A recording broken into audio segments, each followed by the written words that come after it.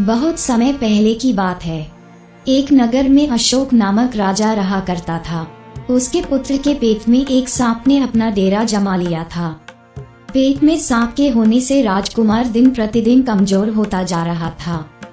ये देख राजा ने कई प्रसिद्ध वैद्य से उसका उपचार कराया, लेकिन राजकुमार के स्वास्थ्य में किसी तरह का सुधार नजर नहीं आ रहा था।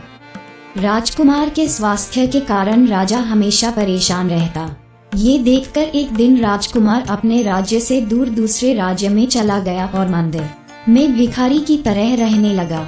राजकुमार जिस राज्य में गया था वहाँ भरत नामक राजा राज करता था। उसकी 2 जवान बेटियां थीं। दोनों रोज सुबह अपने पिता का आशीर्वाद लेने जाती थीं। एक सुबह दोनों में एक बेटी ने राजा को प्रणाम करते हुए कहा, महाराज की जय हो, आपकी कृपा से ही संसार में सब सुखी हैं।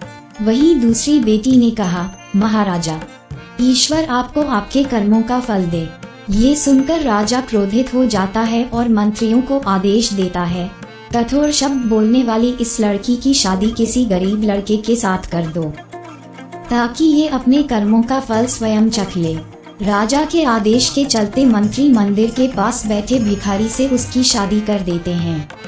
वह भिखारी वही राजकुमार था जिसके पेट में सांप ने डेरा बना रखा था। राजकुमारी उसे ही अपना पति मानकर सेवा करने लगती है। कुछ दिन बाद दोनों मंदिर छोड़कर दूसरे देश की यात्रा पर निकल जाते हैं, क्योंकि दोनों मंदिर में रहना सही नहीं समझते। सफर के दौरान रास्ते में राजकुमार थक जाता है और एक पेड़ के नीचे विश्राम करने लगता है।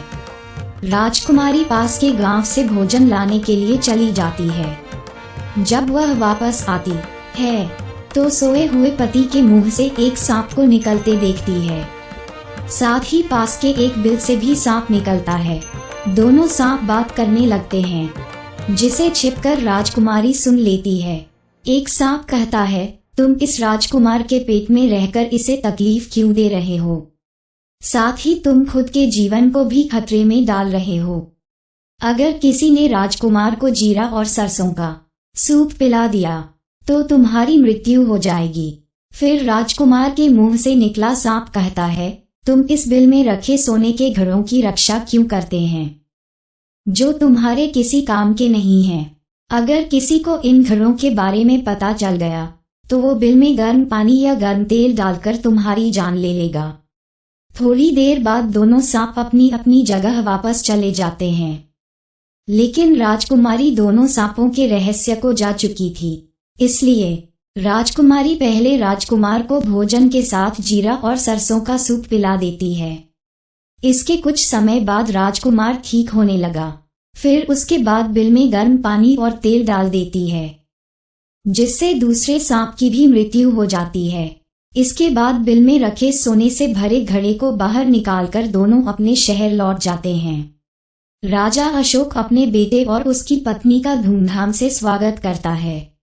कहानी से सीख इस कहानी से यह सीख मिलती है कि अगर कोई किसी का बुरा सोचता है तो उसका भी बुरा होना तय है। सांप ने राजकुमार का बुरा सोचा तो उल्टा उसका बुरा हुआ।